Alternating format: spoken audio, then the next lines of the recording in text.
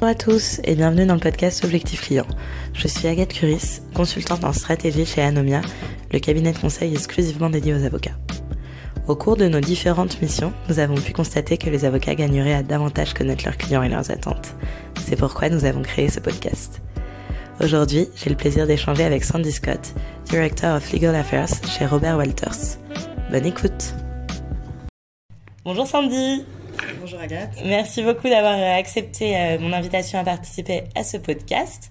Sandy, vous êtes Director of Legal Affairs chez Robert Walters.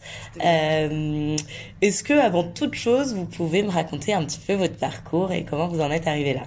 Oui, bien sûr. Merci de me recevoir. Oui, donc moi je suis chez Robert Walters depuis 3 ans. Je les ai rejoints, oui, effectivement presque 3 ans pour reprendre la direction juridique d'une région qui s'est un peu étendue depuis et qui maintenant couvre ce qu'on appelle l'IMIA, donc l'Europe, y compris le Royaume-Uni, l'Afrique, le Moyen-Orient et également les États-Unis et l'Amérique latine en plus de cette zone, zone assez large.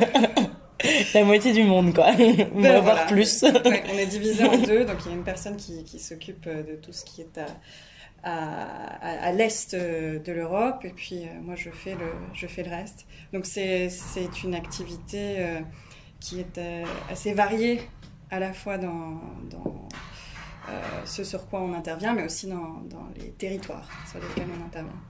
Et ça fait plus de 10 ans que je suis en entreprise. Ok. J'ai été dans divers univers, notamment l'hôtellerie et la logistique avant ça à Monaco. Et avant ça, j'étais en cabinet. D'accord. Dans un gros cabinet d'avocats à Sydney. Parce que j'ai étudié en Australie. Ok. Globe-trotteuse. Voilà. Donc j'ai vu un peu les deux côtés du métier juridique, c'est-à-dire le cabinet d'avocat et le juriste en entreprise. Et en cabinet, vous étiez plutôt dans quelle branche ? 2 branches principales dans une équipe qui s'appelait l'équipe projet. Donc ça, c'est le financement de projet, l'infrastructure. Donc c'est ce que les anglo-saxons appellent Public-Private Partnership. Ok. Et aussi en immobilier. Toujours j'ai jamais été toujours en conseil, c'est-à-dire jamais plaidé par contre. D'accord. Et puis après quelques années, vous avez eu envie de changer et d'aller voir de l'autre côté, comme vous le disiez, côté entreprise, donc ? Ouais, absolument. Et je pense que c'est un parcours, notamment, comme beaucoup de directeurs juridiques, on vient souvent des cabinets d'avocats et il y a un choix à un moment entre les deux métiers. En fait, ce sont 2 métiers finalement assez différents. Moi, personnellement, j'avais envie d'être plus proche de l'activité commerciale, j'avais envie d'être intégrée à la vie d'une entreprise et plus proche de mes clients et que ça devienne des clients internes. Et donc là-dessus, j'ai pas été déçue. Donc c'était un schéma qui me convenait mieux personnellement. En revanche, c'est très intéressant d'avoir fait les deux parce que ça permet de comprendre aussi le point de vue d'un avocat parce qu'on s'en souvient. Et c'est notamment pour ça que j'étais très enthousiaste à l'idée de faire ce podcast parce que effectivement, il y a une grosse découverte qui se passe quand on fait justement la transition entre le cabinet et l'entreprise, où on réalise que ce qui est attendu du conseil juridique n'est pas du tout la même chose. Et donc ça, c'est fascinant et c'est vrai qu'il y a ce décalage qui se fait dans ce qui est attendu du juriste qui fait que ça ouvre, ça ferme quelques portes, mais ça en ouvre aussi beaucoup. Et donc je pense que c'est très intéressant votre démarche est intéressante, d'essayer de se poser la question de ce que cherche un juriste qui travaille en entreprise lorsqu'il va chercher de l'aide ou des conseils de la part d'un avocat conseil, ou même sur les dossiers contentieux. C'est une question importante, intéressante et qui a un véritable impact sur notre travail en entreprise. Et vous me disiez, vous avez fait votre formation à Sydney, c'est ça ? Et donc, d'après ce que vous me dites, les études, finalement, la formation pour devenir avocat à Sydney serait peut-être aussi théorique qu'en France. Enfin, puisque finalement, vous le disiez à l'instant, quand on arrive en entreprise dans un second temps, on réalise que lorsqu'on était avocat, on répondait pas forcément exactement aux attentes de l'entreprise dans la manière de travailler. Comment pallier à ça? Est-ce que pour vous, c'est quelque chose en fait qui devrait être enseigné dès la formation de droit, qui est peut-être pas assez opérationnelle, pas assez orientée business, ou est-ce que c'est aux avocats sur le tas de faire la découverte même du monde de l'entreprise et de creuser davantage, enfin... Disons que oui, effectivement, les études. Alors moi, j'ai fait mes études, comme vous l'avez dit, en Australie, donc je vais pas me prononcer sur les études de droit en France, bien que ayant beaucoup d'amis, soit avocats, soit juristes en entreprise, j'ai pu échanger avec eux sur ce sujet. Et j'ai l'impression que c'est à peu près la même chose. C'est vrai que c'est très théorique. En même temps, il faut bien développer un socle de connaissances. Et en un certain nombre d'années, on n'est pas non plus, pas à la fois acquérir toutes ces connaissances et en plus acquérir la connaissance du terrain. Et donc c'est compliqué, mais c'est vrai que ça pourrait être un petit peu plus orienté sur les questions de l'application du droit à une situation réelle, effectivement. Alors après, en cabinet d'avocat, on n'est pas non plus... En tout cas, mon expérience, c'est qu'on n'est pas non plus en train d'analyser des questions de droit de façon complètement déconnectée de la réalité. En revanche, ce qui est très différent en entreprise, et c'est là que souvent, moi, j'ai remarqué qu'il y avait parfois peut-être une incompréhension entre les deux parties quand on parle à nos avocats, c'est qu'en entreprise, on s'attend à ce que... le juriste apporte une expertise ou aille chercher une expertise si on ne connaît pas le point ou la question de droit en particulier, mais avec cette expertise, avoir une réponse pragmatique et une solution à un problème. Et donc, quand on va chercher une expertise auprès d'un cabinet d'avocats, quand on est sur des questions vraiment de conseil, on espère ne pas se retrouver avec une description de l'état actuel du droit, une description des risques de manière théorique, mais aussi une étape supplémentaire qui serait une évaluation de la probabilité, une évaluation d'une potentielle solution et un accompagnement sur cette partie-là. Et vous, ayant été des deux côtés, aujourd'hui, lorsque vous faites appel à des avocats, vous leur dites franco dès le départ, bon, moi j'ai été de votre côté, les gars, je sais je sais ce dont j'ai besoin en entreprise et faites attention parce que je sais que les travers de l'avocat, c'est de faire ça, ou globalement, ça se fait naturellement, comment ça fonctionne? Alors, je ne sais pas si je le dis comme ça, mais en tout cas, oui, je prends toujours le temps de leur donner, d'expliquer la situation dans laquelle nous nous trouvons et ce que l'on cherche à accomplir. Donc, c'est-à-dire pas simplement répondre à une question de droit, mais aussi trouver une solution à la problématique. Et je pense qu'à chaque fois que j'ai parlé à des avocats de ces questions, c'est ce sur quoi je me suis attardée, c'est la question c'est bien de connaître, de cartographier les risques, pardon, mais après, ce qui intéresse aussi le juriste en entreprise, c'est de connaître vraiment la probabilité du risque et d'arriver à une évaluation de ce qui est théorique, ce qui est très très peu probable et ce qui est vraiment à prendre en compte, parce qu'on ne peut pas, on n'est pas dans un monde idéal quand on est en train d'apporter une réponse à une entreprise. On est vraiment dans le pragmatisme et dans une recherche une évaluation du risque réaliste, mais aussi une réponse concrète sur les prochaines étapes, qui ne seront pas forcément la solution idéale, mais ce sera la solution qui fonctionne. Et donc c'est là dans mes discussions avec les avocats de conseil avec lesquels j'ai travaillé, on essaie vraiment de mettre en lumière ce point-là. là où on a parfois eu ou reçu soit des notes ou des avis de la part d'avocats qui nous ont pas forcément servi, c'était des notes qui étaient très théoriques et qui n'aidaient pas forcément à arriver à une décision. À la prise de décision, ouais. Ou qui ne permettaient de prendre qu'une décision qui était tellement idéaliste qu'elle ne pouvait pas être appliquée.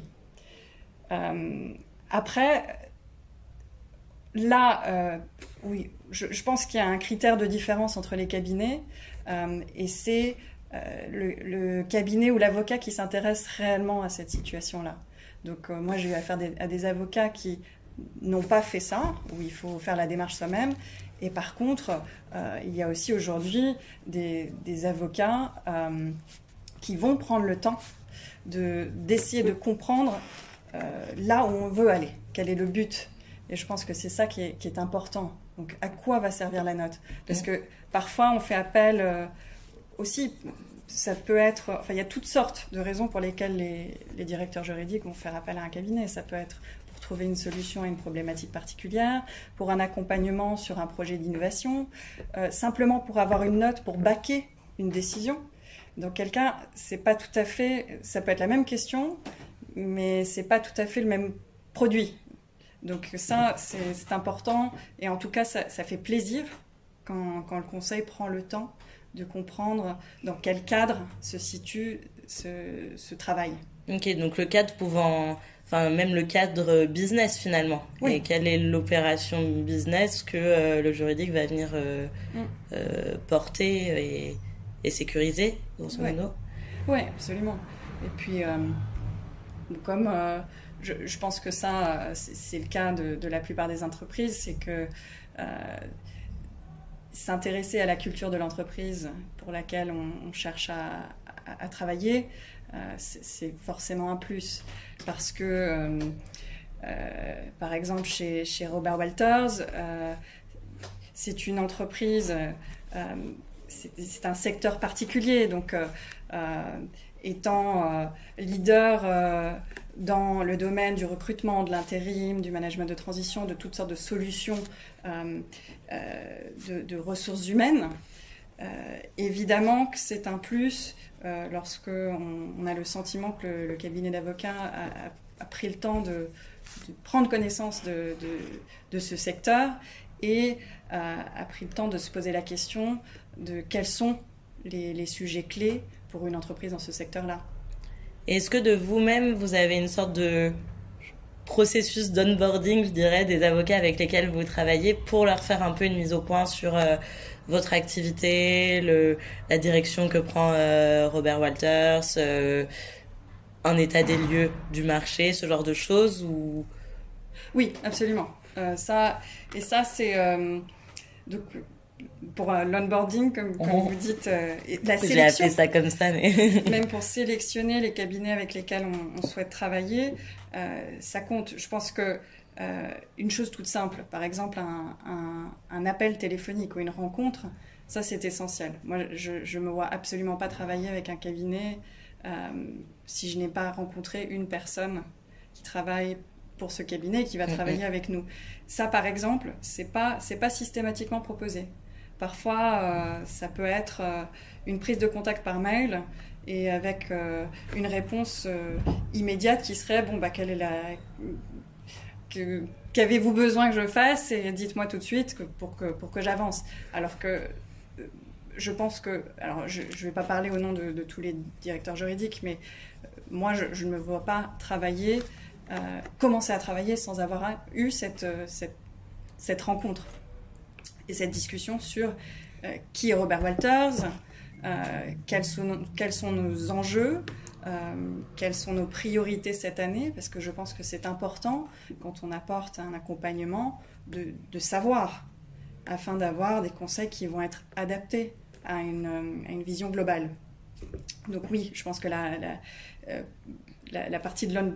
toute première partie de l'onboarding, ce serait cette rencontre. Et un exemple, par exemple, on a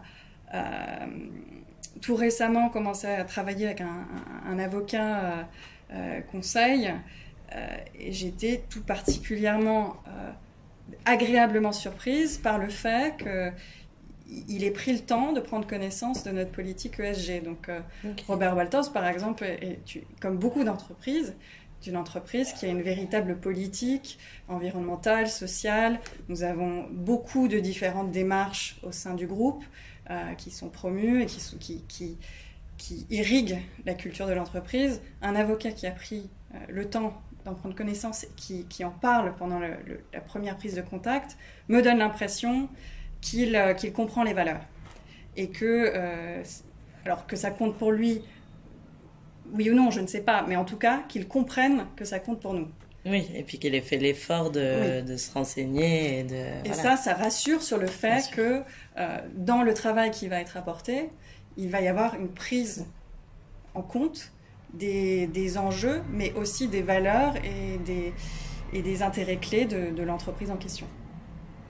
Donc ce type d'avocat va tirer son épingle du jeu. Admettons, si vous avez plusieurs calls avec divers avocats pour un seul et même dossier, enfin une seule et même prestation, vous allez favoriser celui qui a pris le temps de davantage...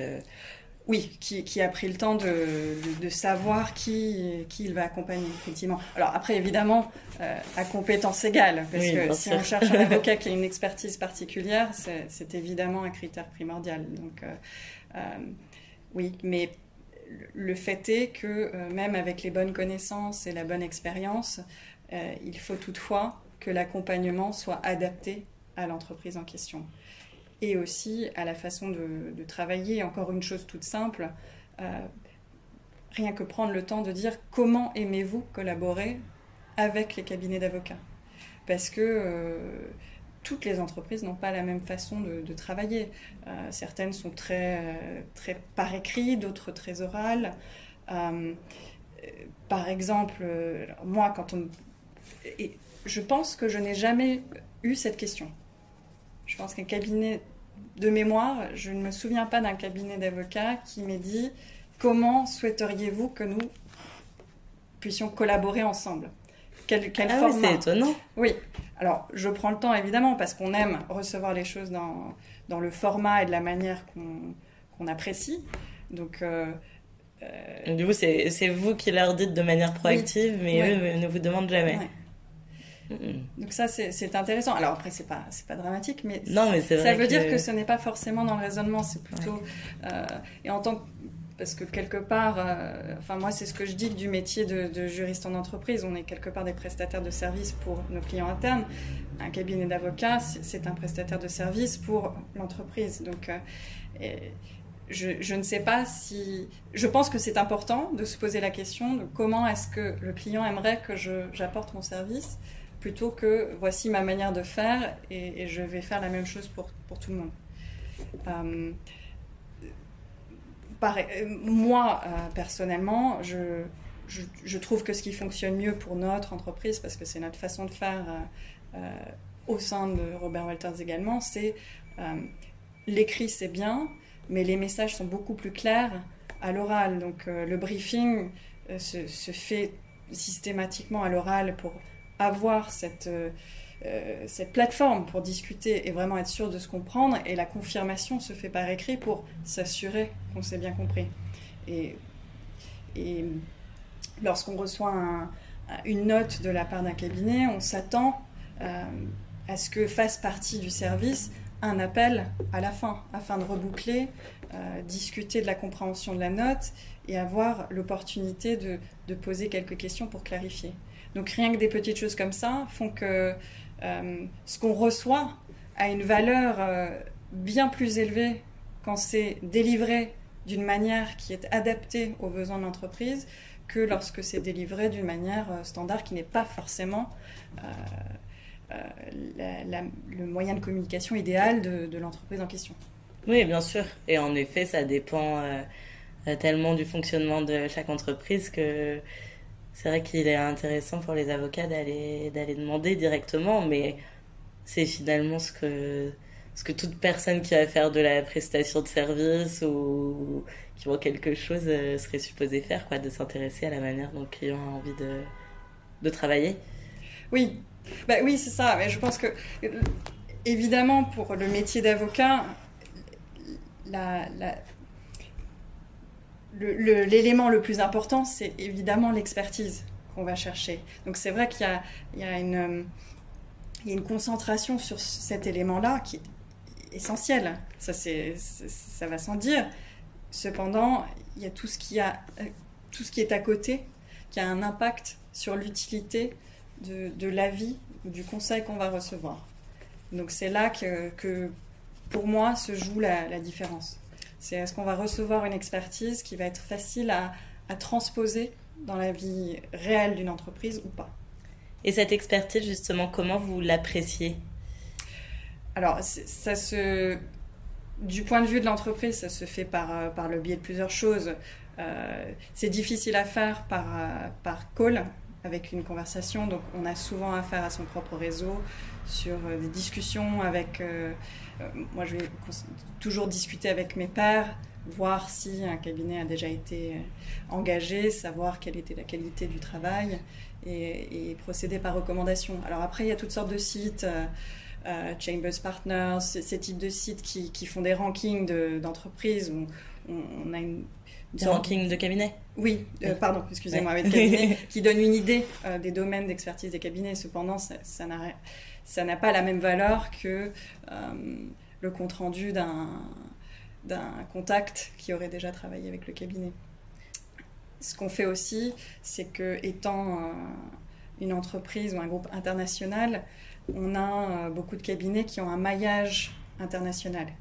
Donc si la collaboration est fructueuse en Italie, on va toujours essayer de privilégier ce cabinet s'il a une présence dans d'autres pays et faire jouer ce cabinet sur... alors on ne fait pas des appels d'offres évidemment, mais on va demander conseil ou des estimations d'honoraires à plusieurs cabinets. On va toujours essayer de rester dans ce réseau-là, parce que quand on voit que les cultures de travail et la manière de travailler correspondent, on essaie de rester dans cette relation-là.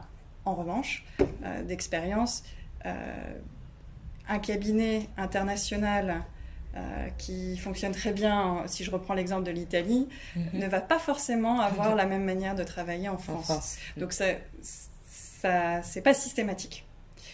Ce qu'on fait aussi, c'est qu'on procède par recommandation par cabinet d'avocats. Donc souvent, on a des cabinets d'avocats qui n'ont pas forcément un maillage international, mais qui ont des contacts, qui ont développé des contacts avec d'autres cabinets. Donc on va évidemment accorder une valeur à l'opinion du cabinet qu'on connaît par rapport à ses confrères dans un autre pays, par exemple.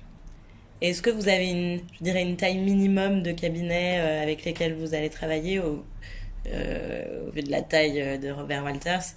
Est-ce que ça dépend du type de dossier? Est-ce que vous dites ce type de dossier sur un enjeu, je sais pas, jusqu'à 1 million d'euros, je dis n'importe quoi, on va plutôt aller voir les petits, puis entre 1 million et 100 millions, on va voir taille intermédiaire, au-delà de 100 millions, on veut sécuriser avec des bigs, enfin, comment ça fonctionne? Oui, alors pas forcément, mais oui, effectivement, ça dépend de l'enjeu du dossier. Sur des gros dossiers, c'est vrai qu'on veut souvent, quand il y a un risque, on veut souvent on cherche une marque, on cherche un cabinet qui a une envergure et qui va apporter un côté rassurant à notre board. Donc nous sommes un groupe coté et aussi une force de frappe suffisamment grosse pour supporter un dossier conséquent. Après, sur d'autres dossiers, si on ne parle pas de gros dossiers à enjeu, de contentieux, ou alors chez Robert Walters, les acquises, ça ne fait pas vraiment partie du quotidien, donc ça, on ne fait pas d'acquisition. Mais sur des dossiers qui sont plus de recherche de conseil, sur un domaine d'expertise, sur un nouveau type d'activité, nous par exemple, les gros sujets qu'on voit en ce moment, ce sont des sujets sur la data, à la fois les données personnelles, mais tout ce qui est autour des nouveaux prestataires de services qui proposent vous savez, ces types d'agrégateurs de données. Donc il y a de plus en plus d'enjeux dans les données, surtout dans le monde du recrutement, parce que tout est basé sur le fait d'avoir des candidats, le fait d'avoir des clients. Et ça soulève beaucoup de questions par rapport à la l'égalité des montages des différentes entreprises qui peuvent nous proposer leurs services. Donc ça, ce sont de gros sujets, la data. Et là, par exemple, on ne va pas forcément chercher un gros cabinet, mais on va chercher un cabinet qui a une véritable expertise démontrée et reconnue dans un domaine. Et ça peut être plutôt des cabinets type taille boutique. Ouais. Donc c'est pas vraiment la taille mais forcément. Sur des sujets très spécifiques comme ça, plus appel à des boutiques, quoi. Oui, en tout cas des experts reconnus. Très bien. Et vous parliez du fait que vis-à-vis du board, vu que vous êtes un groupe coté, c'était rassurant parfois de donner des gros noms, etc. Justement, quel est le niveau de contrôle du board sur le choix des avocats, tout dossier confondu? Comment ça se passe, vous? Demain, vous voulez faire intervenir un conseil et vous n'avez plus aucun conseil entre guillemets sous le coude avec lequel vous travaillez régulièrement. Voilà. Comment vous procédez? Ce sont des décisions qui sont prises au niveau du service juridique. Donc, non, ça ne remonte pas au board, la sélection du cabinet. Ça va plutôt être une décision qui sera prise par moi-même sur cette zone-ci, sur la base de ce dont on s'est parlé, de la capacité du cabinet à nous convaincre qu'ils ont le bon domaine d'expertise, les capacités et la bonne compréhension de la façon de travailler. Alors évidemment, l'estimation d'honoraires va jouer parce qu'on n'est pas dans un monde sans budget. Et ça, c'est aussi un élément qui peut différencier les cabinets. C'est pas tant le niveau d'honoraires, mais la flexibilité sur les types de montage. Donc nous, on procède généralement par estimation d'honoraires parce qu'on n'est pas borné à vouloir caper des honoraires à tout prix. En revanche, on s'attend à une relation de confiance où on est sur une estimation raisonnable qui prend en compte l'accompagnement dont j'ai parlé, qu'on recherche, c'est-à-dire pas que un échange froid d'email, mais un véritable accompagnement sur les questions et la possibilité de discuter, de remettre de challenger. Et après, si ça dépasse, être prévenu. Donc ça aussi, c'est une chose simple qui n'est pas forcément toujours faite.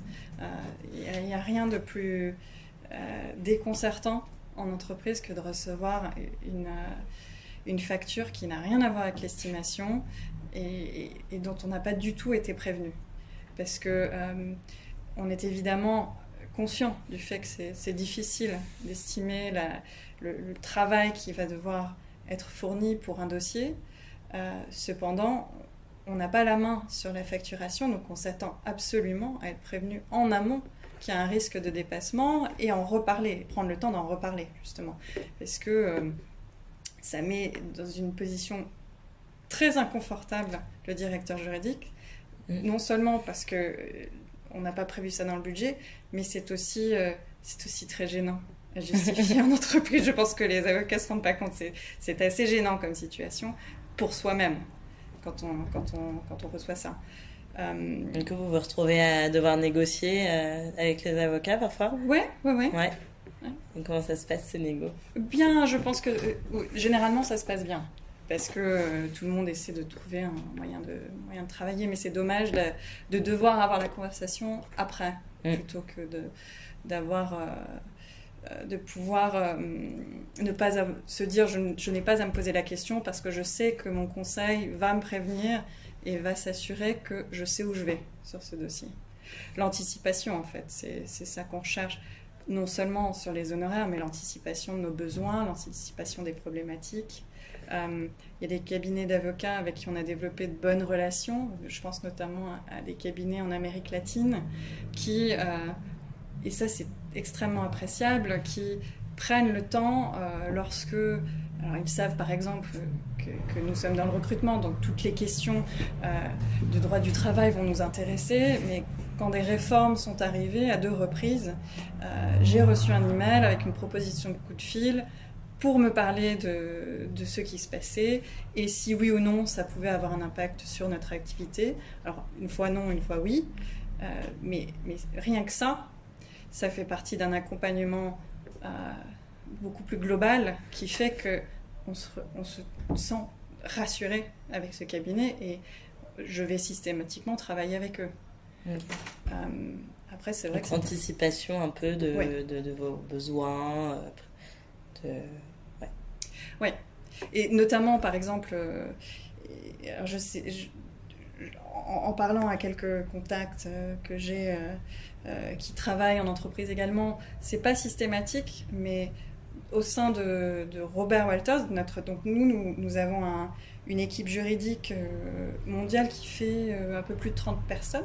Okay. Donc c'est une grosse équipe qui est dispersée un peu partout dans le monde. Donc il y a quand même un gros pôle à Londres, parce que c'est là qu'est la société mère. Aussi un pôle en France. Et nous sommes dans une réflexion d'évolution du service juridique en entreprise. Donc toutes les questions de qu'est-ce qu'un juriste en entreprise dans 5 ans, quels sont les outils à notre disposition, et pour vraiment être en amont de ce qui se passe dans la profession, quelles sont les grosses questions, par exemple la data dont j'ai parlé, toutes les questions de compliance qui deviennent de plus en plus complexes. Et dans cette réflexion, nous avons un volet travail avec les conseils externes. Donc, quelle est la bonne manière de collaborer avec nos avocats externes et quelle serait la manière plus évoluée d'avoir ce type de collaboration. Et je pense que notamment cette question d'anticipation où le cabinet d'avocats devient une sorte d'extension, pas une extension, c'est peut-être un peu exagéré, mais vraiment un partenaire qui va anticiper notamment, mais aussi pourquoi pas proposer des formations qui seraient plus adaptées. Alors je sais que les cabinets organisent par exemple des petits déjeuners de temps en temps sur des questions spécifiques. Mais est-ce qu'il n'y aurait pas quelque chose à faire sur un accompagnement plus adapté, une proposition et ça pourrait être soit gracieux, soit rémunéré. Ça allait être ma question. Est-ce que vous seriez prêt à dépenser je pense que ça pourrait l'être, parce que du moment que c'est raisonnable, évidemment. Je pense que ça a un intérêt pour l'entreprise si l'entreprise a l'impression qu'il y a un petit plus et qu'il y a c'est une fidélisation en fait, une récompense. Mais non, personne n'a envie d'avoir tout gratuitement. Mais une réflexion sur ce type d'accompagnement. Par exemple aussi, dans le secteur dans lequel nous travaillons, Robert Walters fait partie de plusieurs types de tables rondes sur des questions dans le recrutement, par exemple, sur les questions de non-discrimination, sur au niveau groupe aussi, sur toutes les questions de RGPD, sur des groupes de réflexion également. Pourquoi ne pas avoir ce type de réflexion aussi entre cabinets, entre directeurs juridiques? Et ça, c'est par exemple une démarche qui pourrait venir d'un prestataire de service qui apporterait un plus. Donc un avocat propose d'intervenir lors d'une de ces tables rondes ? Oui, ou ça, c'est simplement une idée à transposer. Ou créer... ou créer un forum pour avoir un échange sur un peu votre démarche, mais ça pourrait être une démarche qui est faite pour le client, par exemple. Très bien. Et justement, j'allais vous demander, donc j'ai bien compris que globalement, lorsque vous devez faire appel à un nouvel avocat, ce que vous allez privilégier, c'est la recommandation, vous renseigner auprès de votre réseau, ce qui est assez naturel. Est-ce qu'il y a d'autres éléments qui vont jouer? Donc, admettons, vous demandez à un autre directeur juridique qui vous recommande quelqu'un, vous obtenez le contact de cette personne. Qu'est-ce que vous allez regarder vis-à-vis de cette personne? Est-ce qu'il y a des éléments de réassurance? Donc ça peut être que cette personne donne des formations régulièrement. Vous allez peut-être vous dire du coup, là, cet avocat est au taquet sur l'actualité, essaie d'anticiper un petit peu les besoins des entreprises, est assez opérationnel, etc. Enfin, qu'est-ce qui va vous rassurer et qu'allez-vous regarder, je dirais? Alors, je pense que ces éléments-là, les petits plus, l'accompagnement, c'est plutôt quelque chose qui va pérenniser la relation une fois qu'elle existe. Dans la sélection initiale, on est vraiment généralement sur une problématique spécifique. Donc, on part d'une recommandation dans cet exemple-là. C'est dans cette première conversation qu'on va... Moi, je vais expliquer la problématique et avoir une première conversation sur ce sujet-là. C'est dans les réponses et la recherche de solutions et l'analyse qu'on va sentir la différence entre un cabinet d'avocats et un autre. Alors, je ne vais pas citer le détail des dossiers, mais tout récemment, on était notamment sur une question pour développer une nouvelle activité dans un de nos territoires. Et sur 3 conversations avec 3 cabinets différents, il y en a un qui s'est démarqué tout particulièrement parce que on a réussi dans cette conversation à voir, à constater qu'il y avait une véritable... Déjà, il y avait une expertise, mais les 3 étaient dans cette question-là, une véritable connaissance de l'enjeu actuel sur cette activité-là et des propositions concrètes et détaillées et expliquées de ce qui était possible. Donc c'est dans cet échange qu'on se sent rassuré parce qu'on se dit, bon, l'avocat sait de quoi il parle, c'était un homme en l'occurrence, sait de quoi il parle, il connaît en plus l'enjeu et les changements récents dans le domaine de droit, bon, on s'attend à ce qu'il le sache évidemment, et il a déjà réfléchi en amont aux différentes solutions qu'on pourrait étudier. Et donc ça, évidemment, c'est beaucoup plus rassurant parce qu'on se dit, une partie du travail est déjà fait dans sa tête et on va arriver à une solution on a déjà une visibilité. C'est l'autre chose qui est très rassurante, c'est d'avoir une visibilité sur là où on va. Parce que c'est beaucoup plus rassurant quand on a un briefing initial, d'avoir déjà un avocat qui va dire, bon, je sais pas, je suis pas complètement sûr, mais instinctivement, c'est pas de l'instinct, mais ma première réaction à votre sujet, c'est que ça va plutôt aller dans ce sens-là, mais je vais étudier, je vais faire ça, plutôt qu'un avocat qui va dire, bon, c'est bon, vous m'avez donné votre problème, maintenant il faut que j'étudie, et qu'on n'ait aucune visibilité sur le résultat potentiel. Parce qu'on ne va pas le prendre au pied de la lettre. C'est pas parce qu'il leur a dit quelque chose au téléphone qu'on va être fixé sur le fait qu'il l'a dit et qu'il ne peut pas se dédire. Mais ça donne de la visibilité sur ce qui va potentiellement arriver après. Mais est-ce que les avocats ont toujours les clés en main, je dirais, pour justement savoir, avant votre premier échange, les enjeux sur lesquels vous faites appel à eux, enfin ce pourquoi vous échangez justement. Et s'il vous arrive par exemple d'avoir un call avec un avocat qui globalement veut vous présenter son activité, avocat en droit des affaires, je sais pas, et où du coup finalement il veut vous présenter son activité en droit des affaires, mais il sait pas exactement. Lorsqu'on est démarché, vous voulez dire ? Oui, par exemple. Ah oui, donc ça c'est plus rare. On est assez peu démarché. Donc oui, évidemment là c'est pas du tout le même type de discussion.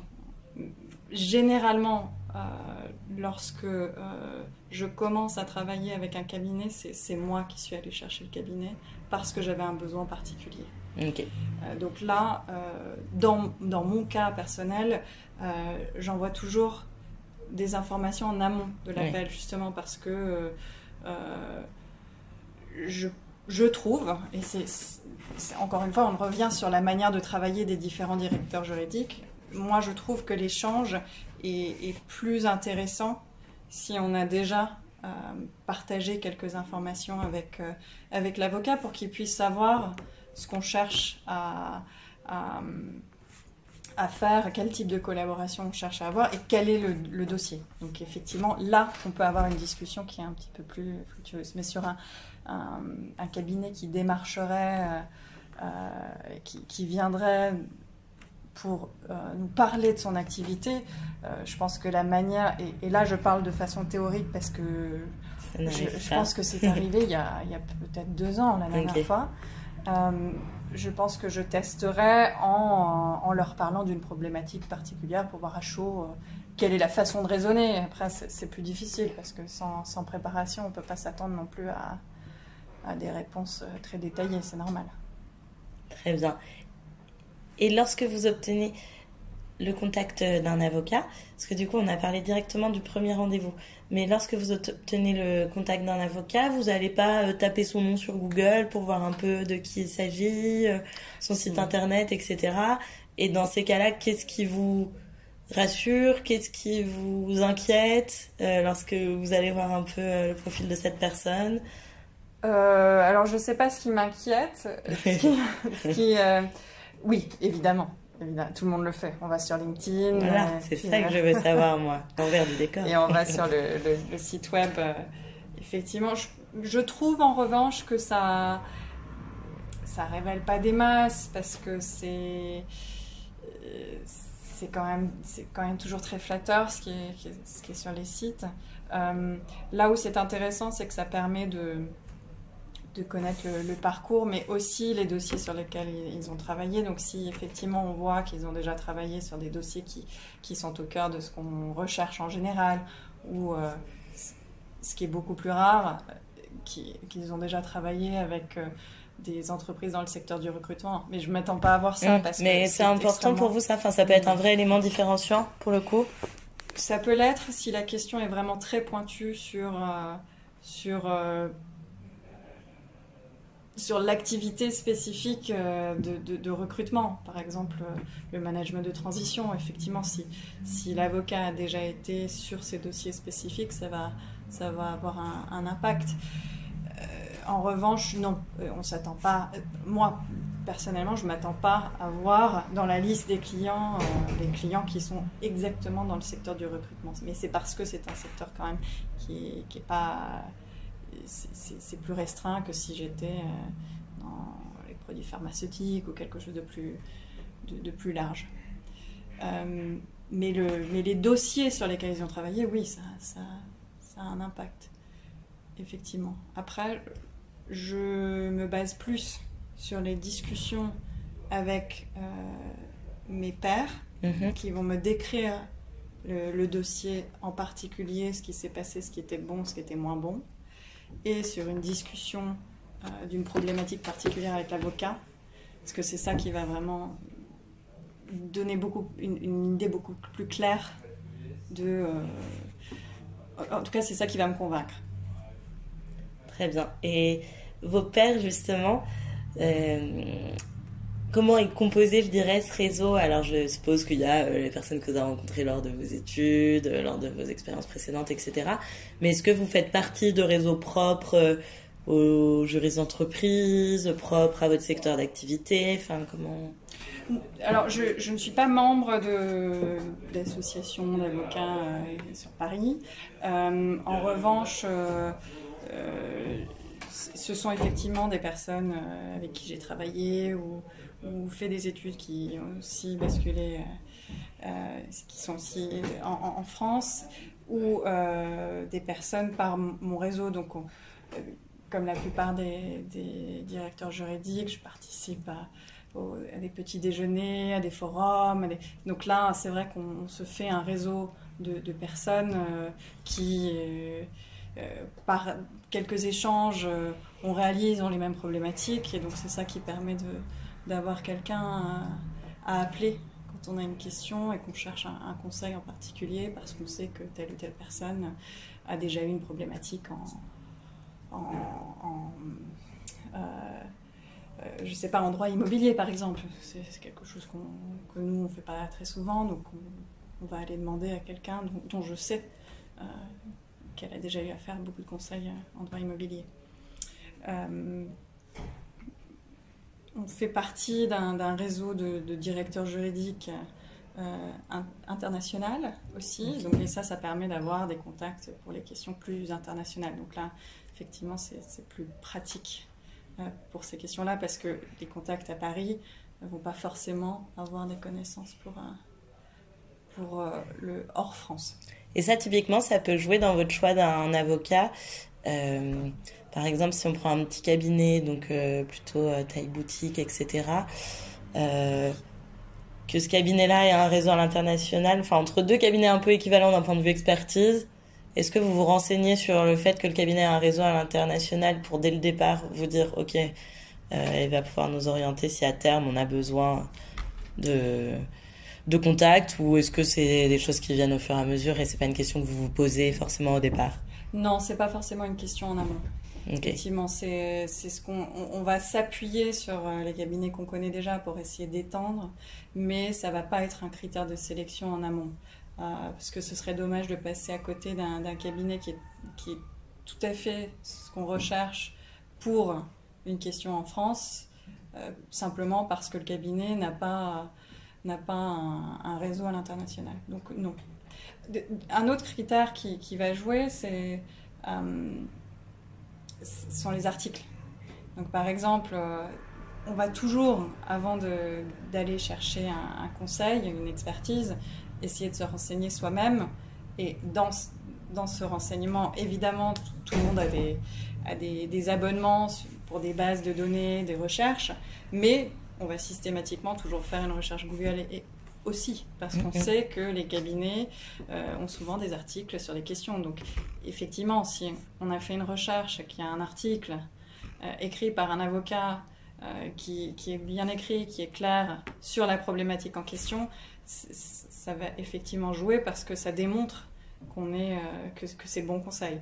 Oui, donc que cet article soit publié directement sur le site de l'avocat, sur LinkedIn ou dans une revue juridique, ça peu importe. Ce qui vous importe, c'est le contenu, c'est pas... Oui. Effectivement, ça a plus de prestige si c'est dans une revue, mais non, c'est quand même, si c'est sur le site du cabinet et qu'on voit que c'est en plein dans le mille, évidemment que c'est convaincant. Très bien. Est-ce que vous avez déjà travaillé, alors là dans le cadre de votre poste actuel, avec des avocats indépendants? Est-ce que les avocats indépendants doivent oublier les sociétés cotées ou... Non, on travaille avec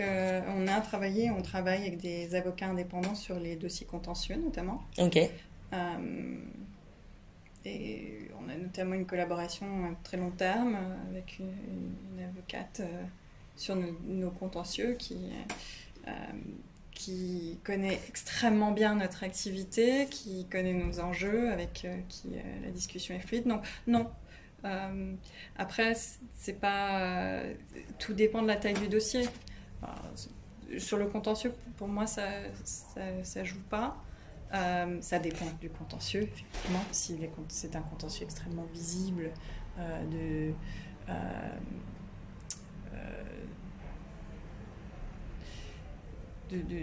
droit commercial avec un client visible, par exemple, on va peut-être plus chercher un gros cabinet, mais sur le plus gros du travail, parce que en réalité, la masse de travail, là où on fait appel le plus à des cabinets, c'est pas les énormes dossiers de temps en temps, c'est aussi la masse de travail au jour le jour. On a besoin de constamment être sûr d'être à jour sur la connaissance d'une question de droit, sur des contentieux qui arrivent constamment dans une activité commerciale, et sur des refontes, des nouvelles activités, des innovations. Donc non, les indépendants sont aussi des avocats avec qui on travaille. D'accord. Donc, non, ils ne sont pas exclus. Vous n'excluez personne. Non. C'est beau. Très bien. Eh bien, écoutez, merci beaucoup, Sandy. Est-ce que vous avez un dernier message à faire passer aux avocats, quelque chose qui vous titillerait, tiens, quand vous travaillez avec des avocats, où vous vous dites, ah, ça, faudrait vraiment que ça change. Je pense que j'ai touché alors j'espère, j'ai rien oublié, mais en tout cas j'ai touché au gros sujet pour moi, en tout cas. Après, tout n'est pas à changer. Oui, et d'ailleurs, les échanges avec les avocats sont, pour les juristes en entreprise, aussi très rafraîchissants. Ça fait du bien de pouvoir discuter de questions juridiques. Et de pas... Parce que quand on est en entreprise, on est souvent la seule personne que ça intéresse dans la salle. Vous pouvez retourner un peu à vos premières amours, quoi. Oui, donc c'est aussi une bonne chose.